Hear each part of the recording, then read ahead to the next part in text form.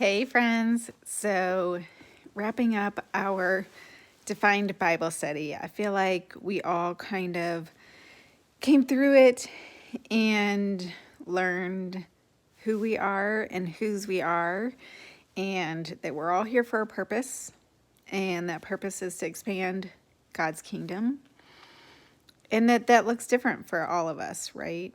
We each have our own spiritual gifts that we are given and opportunities in order to go out and expand his kingdom. So we know we're supposed to do that, but sometimes we're not exactly sure how we're supposed to do that. Exactly what are we supposed to be doing? And my devotional from today talks about God's will and how do we know God's will. So I wanted to share that. Here we go. Glad to know God's will. So the verse is from 1 Thessalonians 5:16 through 18. Be joyful always, pray continually, give thanks in all circumstances, for this is God's will for you in Christ Jesus. So I want to address that first. I know for me, there was a time in my life where I was confused or I misunderstood this verse. And there's a few verses like this one in the Bible about giving thanks in all circumstances. And it doesn't say to give thanks for all circumstances, right? I mean, sometimes our circumstances are the work of the devil. And I do not think that we are called to be thankful for that, but we are thankful in all circumstances, no matter what's going on around us. God is still with us. He is still in that circumstance with us. And so we can be thankful for him in that circumstance. And we can be thankful for what he is doing, regardless of what Satan is trying to do in our lives.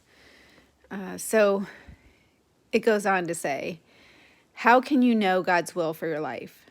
It is a question often asked by those diligently seeking to follow where he leads.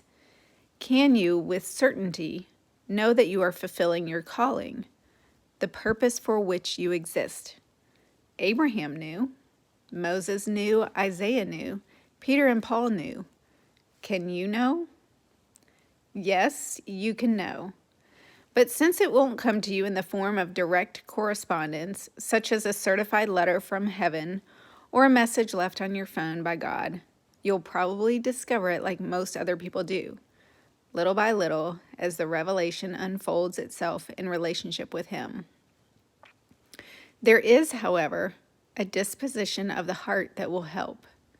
There is a posture which will increase your receptivity and make a radical difference in accurately discerning God's will. If you will develop a consistent and frequent habit of prayer, concentrating your energies on what God has done with praise and gratitude in your heart, no matter how trying your circumstances, you will find the eyes of your heart opened wide to what he is doing in the present and a clearer vision of where he is leading you.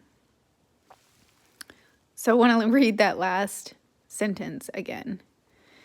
If you will develop a consistent and frequent habit of prayer, concentrating your energies on what God has done with praise and gratitude in your heart, no matter how trying your circumstances, you will find the eyes of your heart opened wide to what he is doing in the present and a clearer vision of where he is leading you. So I love that. All it takes is prayer on our part, right?